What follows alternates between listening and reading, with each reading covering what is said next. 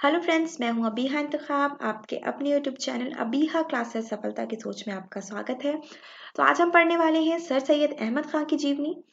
तो सर सैयद अहमद खां का लक्ष्य क्या था, इनका जन्म स्थान क्या था, और साथ ही साथ जो एएमयू की हम बात करते हैं उसके संस्थापक सर सैयद अहमद खान थे। तो इन सब पे डिटेल में बात करते हैं और जानते हैं सर सैयद अहमद खां के बारे में। और अगर अभी तक आप हमारे चैनल पे नए हैं तो चैनल को सब्सक्राइब कीजिएगा, वीडियो को लाइक कीजिएगा और दोस्तों को शेयर ज़रूर कीजिएगा, क्योंकि हमारे चैनल पे यूपीएससी की सबसे इम्पोर्टेंट बुक्स लक्ष्मीकांत पढ़ाई जा रही है और आपको फ्री पीडीएफ नोट्स भी मिल रही है। तो चैनल को सब्सक्राइब करना मत भूलिएगा। तो चलिए स्टार्ट करते हैं सर सैयद अहमद खां की जीवनी। देखिए, आप चित्र देख रहे हैं, यही सर सैयद अहमद खां है। ये इनका चित्र है। सर सैयद अहमद खान। सर सैयद अहमद खान एक प्रसिद्ध मुस्लिम धर्म सुधारक, शिक्षक और राजनीतिज्ञ थे। उनका जन्म एक मजबूत मुगल संबंधित परिवार में हुआ था।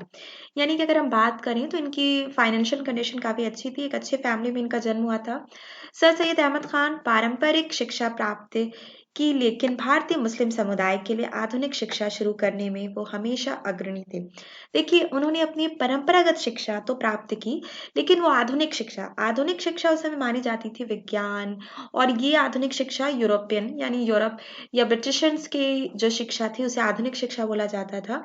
तो वो भी ये मानते थे कि अगर हम अंग्रेजों से लड़ना चाहते हैं या अंग्रेजों को हम इस देश से निकालना चाहते हैं तो हमें उनके हिसाब से सोचना पड़ेगा। तो इसके लिए ज़रूरत है कि हमें आधुनिक शिक्षा प्राप्त हो। आगे हम बात करते हैं। सर सैयद अहमद खां का जन्म 17 अक्टूबर 1817 को दिल्ली में हुआ था। उन्होंने कुरान के साथ फारसी, अरबी, गणित और चिकित्सा शिक्षा का भी अध्ययन किया। उन्होंने अपनी पारंपरिक शिक्षा के पाठ्यक्रम को छोड़ दिया, लेकिन व्यक्तिगत रूप से इसका अध्ययन करना जारी रखा। साहित्य के अध्ययन में उनकी बहुत रुचि थी। अपने पिता की मृत्यु के बाद खान ईस्ट इंडिया कंपनी में एक क्लर्क के रूप में शामिल हो गए और धीरे धीरे उनके पदोन्नत करके निचली अदालत का न्यायाधीश बना दिया गया। खान ने अलीगढ़ आंदोलन को आगे बढ़ाया, जो मूल रूप से एक शैक्षिक उपक्रम था। देखिए, स्टार्टिंग में ये क्लर्क के रूप में ईस्ट इंडिया कंपनी में गए और फिर धीरे धीरे वहां पे उनकी पोस्ट बढ़ती गई और फिर हम देखते हैं कि निचली अदालत में इन्हें न्यायाधीश बना दिया गया। आगे देखते हैं मॉमडन एंग्लो ओरिएंटल कॉलेज, जिसे आज हम एएमयू के नाम से जानते हैं, यानी अलीगढ़ मुस्लिम यूनिवर्सिटी, जो ना सिर्फ यूपी की बल्कि इंडिया की एक बहुत बड़ी यूनिवर्सिटी है।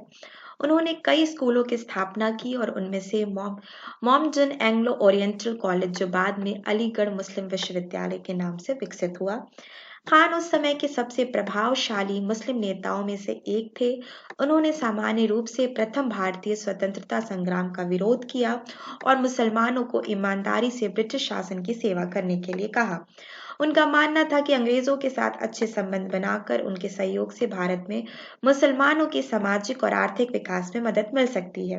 देखिए, ये बिल्कुल सही पॉइंट उनका नहीं था, लेकिन तत्कालीन स्थिति क्या रही और कैसी रही इस पे हम कुछ बात नहीं करते, क्योंकि हम स्टूडेंट हैं, हम विद्यार्थी हैं और हमें सिर्फ एजुकेशन से मतलब होना चाहिए। तो लेकिन हाँ, ये मैं इस चीज़ को बिल्कुल ही निगलेक्ट करती हूँ। गलत थी, उनकी जो सोच थी वो बिल्कुल गलत थी, क्योंकि हमें आज़ादी ही हमारे लिए सबसे इम्पोर्टेंट चीज़ थी उस समय, और आज़ादी अंग्रेज़ों से हम मिल जा यही बहुत बड़ी चीज़ थी। लेकिन उन्होंने कहा कि नहीं, आप अंग्रेज़ों के वफादार बन के रहो और इसी में मुसलमानों का विकास है। तो ये बिल्कुल गलत था। मुसलमानों का विकास इसमें है कि वो एक ऐसे मुल्क में रहें जहाँ वो आज़ाद हों और जहाँ पे सेकुलर कंट्री हो, यानी सब मिलजुल के रहें। और अंग्रेज़ों के साथ ऐसा बिल्कुल भी हो नहीं सकता था। तो ये बिल्कुल इनकी गलत सोच थी। लेकिन इन्हें एमयू के संस्थापक के तौर पे याद किया जाता है और आज भी इन्हें इंडिया में काफ़ी इज्जत मिलती है, क्योंकि इन्होंने ही एमयू जैसी यूनिवर्सिटी को स्टार्ट किया। लेकिन इनकी जो सोच थी उस समय की वो बिल्कुल भी गलत थी। इसीलिए मैंने यहाँ पे उन पॉइंट्स को इंक्लूडेड किया कि इनकी क्या थिंकिंग थी। हर पढ़ा लिखा इंसान हमेशा सही नहीं हो सकता। ठीक है, अब आगे बात करते हैं। खान ने इस्लामिक धर्म ग्रंथों की तर्कसंगत और उदार व्याख्याओं के बारे में ऐसा लिखा कि जैसे वो मौलवियों का विरोध कर रहे हों। उन्होंने सभी भारतीय मुसलमानों के लिए समान रूप से उर्दू भाषा की वकालत की। 1878 में उन्हें विधान परिषद में वायसराय के रूप में नामित किया गया।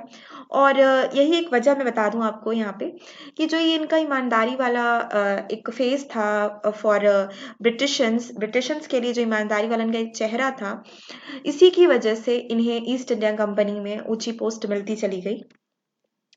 अब आगे देख सकते हैं कि इन्हें विधान परिषद में वायसराय के रूप में नामित किया गया और उनके प्रयासों ने बुद्धिजीवियों और राजनेताओं के रूप में एक नई मुस्लिम पीढ़ी को जन्म दिया और 1898 में उनका निधन हो गया। ठीक है, तो देखिए यहाँ पे मैंने बहुत से इंपॉर्टेंट पॉइंट्स आपको बताए। कुछ उनकी लाइफ के वाइट पेजेस थे तो कुछ ब्लैक पेजेस भी थे। एक वाइट पेज जो मुझे सबसे बड़ा लगता है, उन्होंने मुस्लिम्स के लिए मॉडर्न एजुकेशन का बहुत बड़ा काम किया और उन्होंने उस टाइम मॉमडन एंग्लो ओरिएंटल की जो स्थापना की, उसकी जो उन्होंने एक नींव रखी वो मुसलमानों की एजुकेशन, और ना सिर्फ मुसलमानों बल्कि बहुत से जो गैर मुस्लिम भी थे, उन्होंने भी इस यूनिवर्सिटी में एडमिशन लिया और यहाँ पे उन्होंने पढ़ाई की। लेकिन इनकी जो थिंकिंग थी, इनकी जो सोच थी, उसको मैं फिर से कहती हूँ कि मैं पूरी तरह से निगलेक्ट करती हूँ, पूरी तरह से गलत थी। लेकिन जो बायोग्राफी में इनके चीज़ें हैं वो मैंने यहाँ पे आपको सारी बता दी। तो अगर आप चैनल पे नए हो और आपको कैसा लगा ये वीडियो और मेरी सोच कैसी लगी और आप क्या बताना चाहते हैं, कमेंट करके ज़रूर बताइएगा। तो आज का वीडियो बस इतना ही। थैंक यू दोस्तों।